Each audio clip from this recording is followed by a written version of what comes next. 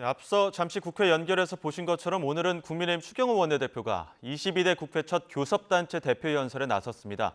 추 원내대표는 민주당이 이재명 방탄정당이라는 수렁에서 벗어나야만 국회가 정상화될 수 있다며 그간 모든 정쟁과 대결의 책임은 민주당에 있다고 목소리를 높였습니다. 취재기자 연결해 자세히 알아보겠습니다. 정인용 기자.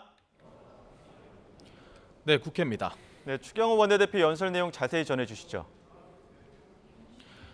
네, 추경호 원내대표는 22대 국회가 출범한 지 100일이 됐는데 정쟁과 대결로 얼룩진 부끄러운 시간이었다고 운을 뗐습니다.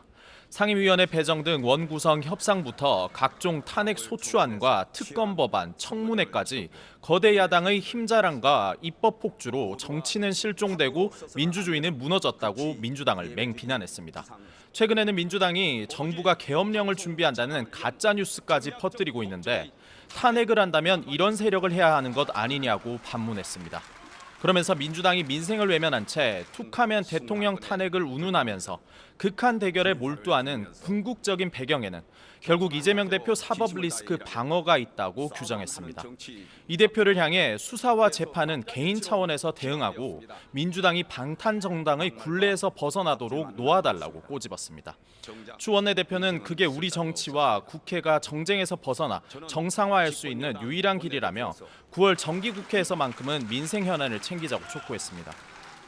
이어 민생 법안 논의를 위한 여야정 협의체 구성과 민생 입법 패스트트랙 도입을 제안했습니다. 아울러 민생 안정을 위한 4대 중점 정책으로 취약계층 보호와 중산층 세 부담 완화 등을 언급했고 연금, 의료, 노동, 재정 등 4대 개혁 과제에 대한 완수 의지도 다졌습니다. 정부가 내놓은 국민연금 개혁안을 두고 국회 논의를 앞둔 여야 간 대립이 본격화되고 있죠. 네, 그렇습니다. 정부가 내놓은 국민연금 개혁안은 보험료율을 9%에서 13%로 올리되 세대별로 인상폭을 달리하고 소득 대체율 목표치는 현행 40%에서 42%로 상향하는 내용을 골자로 합니다.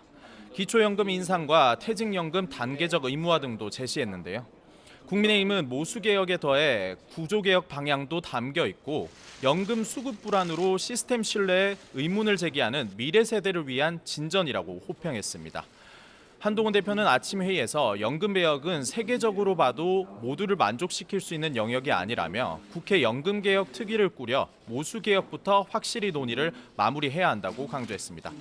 반면 민주당은 노후 소득 보장은 등한시하고 재정 안정성에만 초점을 맞춘 반쪽짜리 개혁안이라고 반대하고 있습니다.